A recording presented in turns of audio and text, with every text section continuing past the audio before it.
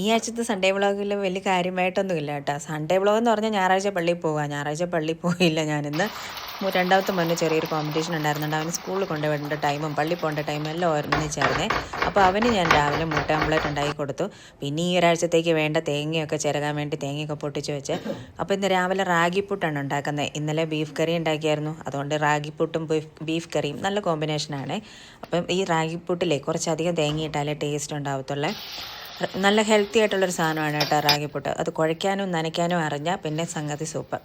അപ്പോൾ ഞാൻ വൈകുന്നേരത്തേക്കും കൂടെ കുറച്ച് അധികം ഉണ്ടാക്കി റാഗിപ്പുട്ട്.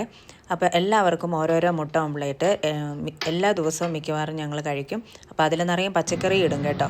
എന്നിട്ടാണ് മുട്ട ഓംപ്ലേറ്റ് ഉണ്ടാക്കുന്നത്. അപ്പം ഞാൻ ബ്രേക്ക്ഫാസ്റ്റൊക്കെ റെഡിയാക്കി നമ്മുടെ ബീഫ് കറി ഒന്ന് ചൂടാക്കി അങ്ങനെ ഞാനും ബ്രേക്ക്ഫാസ്റ്റ് കഴിച്ചു. എന്നിട്ട് തേങ്ങ ചിരകാൻ തുടങ്ങി. അപ്പം നമ്മുടെ പണിപ്പുരയിലേക്ക് ഇന്ന് കുറച്ച് കറിയൊക്കെ ഉണ്ട്, മോരുകറി മാത്രം വെച്ചാൽ മതി. അപ്പോൾ ഉച്ചയ്ക്കത്തെ ലഞ്ചൊക്കെ കഴിഞ്ഞ് കേട്ടോ. എനിക്ക് അതിൻ്റെ ഒന്നും വീഡിയോ എടുക്കാൻ പറ്റിയില്ല. പിന്നെ കുറച്ച് തുണികളൊക്കെ തേക്കാനുണ്ടായിരുന്നു. കുറച്ച് തുണി ഞാൻ ഇവിടെ ഒരു അയൺ ചെയ്യാൻ ആൾ വരും. ബാക്കിയുള്ള ചെറിയ ചെറിയ തുണികളൊക്കെ ഞാൻ തന്നെ തേച്ച് വയ്ക്കും. എന്നിട്ട് പിന്നെ തുണിയൊക്കെ തേച്ച് കഴിഞ്ഞിട്ട് പിന്നെ ചായ ഉണ്ടാക്കാനുള്ള സമയമായി. പിന്നെ ചായയൊക്കെ ഉണ്ടാക്കി കുടിച്ച് ഇന്ന് ചായക്ക് കടി ഉണ്ടാക്കിയില്ല. ഇന്ന് ബേക്കറിയിൽ നിന്ന് ബണ്ണും റസ്ക്കൊക്കെ വാങ്ങിച്ചായിരുന്നു. പിന്നെ ഞാൻ നേരത്തെ തേച്ച് വെച്ച തുണികളുണ്ടല്ലോ അതൊക്കെ ഒന്ന് വൃത്തിയാക്കി.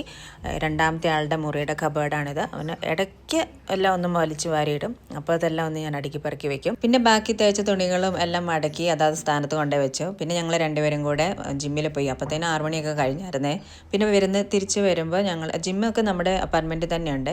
പിന്നെ വൈകുന്നേരം ഹസ്ബൻഡ് മട്ടൺ ഓർഡർ ചെയ്തിട്ടുണ്ടായിരുന്നു. പിന്നെ ഞങ്ങൾ വന്നിട്ട് മട്ടനൊക്കെ ഉണ്ടാക്കി. പിന്നെ ഡിന്നറിന് ചോറും മട്ടനും അതുപോലെ തന്നെ മോരുകറിയും വെജിറ്റബിൾ കറിയൊക്കെ ആയിരുന്നേ. ചപ്പാത്തി ഉണ്ടാക്കിയെന്ന് എനിക്ക് തോന്നുന്നു കേട്ടോ. അപ്പോൾ ഇന്നത്തെ വീഡിയോ ഇത്രയേ ഉള്ളൂ. ഇനി അടുത്ത വീഡിയോയിൽ കാണാം. ബൈ.